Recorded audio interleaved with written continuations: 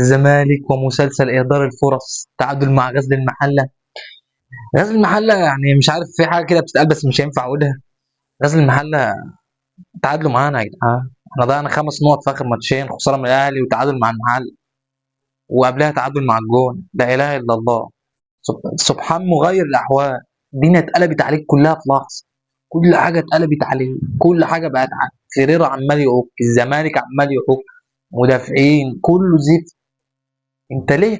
انت اديت الفرصه للناس دي تدوس عليك، اديت الفرصه للاهلي يدوس عليك. المصري مصدر الدوري، الاهلي هيفوز هيصدر الدوري. بيراميدز لو فاز ماتشاته هيصدر الدوري، انت مش واخد بالك منه برضه. انت كده مش تلعب افريقيا اصلا. انت كنت بتفكر في الدوري، لا ده انت مش تلعب افريقيا اصلا، انت كده رحت في 60 داهيه. ده عك، ده مش لعب الزمالك ده. مدرب لازم يمشي، لعيبه لازم يتشد عليه. من 20 يوم بالظبط كنا بنقول كده على الاهلي. شوف سبحان الله مغير الاحوال.